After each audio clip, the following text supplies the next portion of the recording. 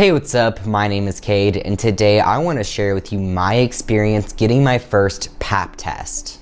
If you did not already know, a Pap smear test are for AFAB individuals who are over the age of 21 and they need to get it done every 3 years. Test is to see if you have any abnormal cells that are precancerous or cancerous going on in the front hole. Everybody has a different experience when it comes to connecting with the front hole, but it can be hard for most people to have an experience where your doctor's just putting things inside of you.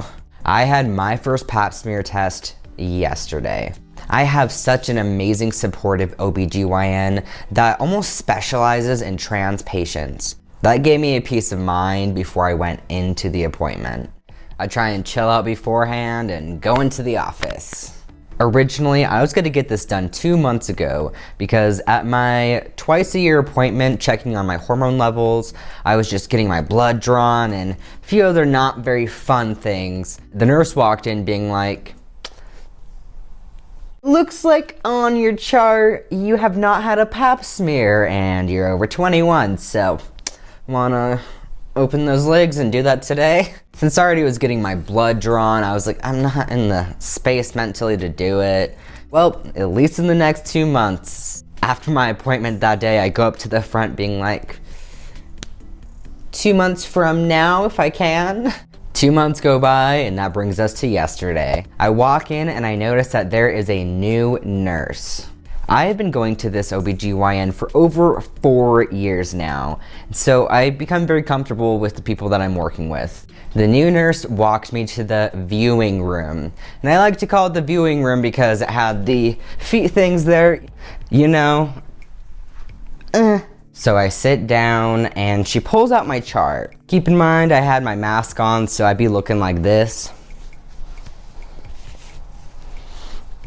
This new nurse looks me up and down, and she's looking at my chart and she's like, "Wait, what are you here for today?" "A Pap smear." "Are you sure?" "I'll go talk to the doctor. I'll be back." As she's leaving, I'm like thinking in my head, yeah, I do have a poppin' puss, so let's get the doctor in here. I'm waiting a few minutes and the nurse comes back being like, "Yeah, I guess we're gonna do this today." And she puts a very thin, almost like blanket type thing on the weird viewing table. I was already feeling weird about that, but I was thinking, well, at least she's not the one that's gonna have to see the puss and the little, T-dick. The nurse leaves. I wait about 5 to 10 minutes, just sitting on that viewing table with the thin little paper blanket over my lower half, just trying to not think too much about what was gonna happen, popping some music, and just get through the moment, trying to not disassociate too much. My doctor walks in and greets me. "So what's been going on?" I was like, "Thanks for chatting me up before, you dive in." I'm sure she gets jokesters like that all the time because she was like, "Yeah, I just want to make sure you're comfortable before we start any of that." Yeah. She leaves for a moment and comes back with, guess who? My new favorite nurse. My doctor was just explaining, "Yeah, we're just gonna have her help." Everything was already closed off, but at that moment it just was like, luckily, since she works with many trans patients and has seen me since I started testosterone, it wasn't like a surprise pulling up the little paper blanket. Oh. So I told you why the procedure is done, but I haven't really explained what happens yet. They have a speculum and then a Q-tip with basically a little brush on it. It slides in and opens things up, so it will be easier to actually get a sample. Once everything's opened up, there's the long Q-tip with that little brush thing on it. It's put in, some circling going around on the cervix and just around the whole area to see if there's any abnormal cells. It seems simple enough, but as someone who experiences bottom dysphoria and has a lot of sensitivity below the belt, this was something that I was really scared for. Luckily, my doctor lubes it up, and it is already really painful. Since I am a trans masc individual who has experienced atrophy, that means that there's a lot more dryness that's going on in the front hole. And since they needed to get a sample of what's going on, she stuck in the Q-tip and had to go around quite a bit. Let me explain what this feeling felt like.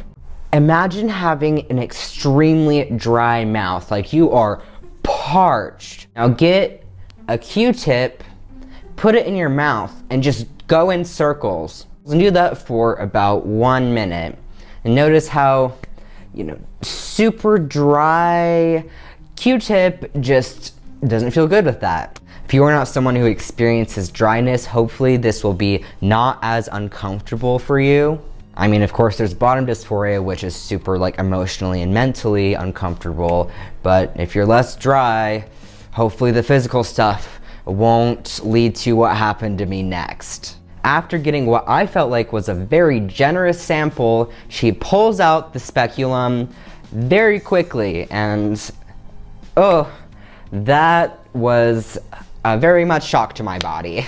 Good thing is, if your OBGYN or the person at Planned Parenthood is very experienced and knows what they're doing, it shouldn't last longer than 3 minutes from the time of insertion. Things like this are just in the long term very important for my health and your health as well. I just need to keep that in mind when procedures like this happen. I remember having my feet up in a little viewing table because they just left so quickly, which I wouldn't want them to stay, just wait around for me to put my pants back on. Take off this little thin paper blanket, toss it aside, and pull up my underwear and pull up the pants and walk out.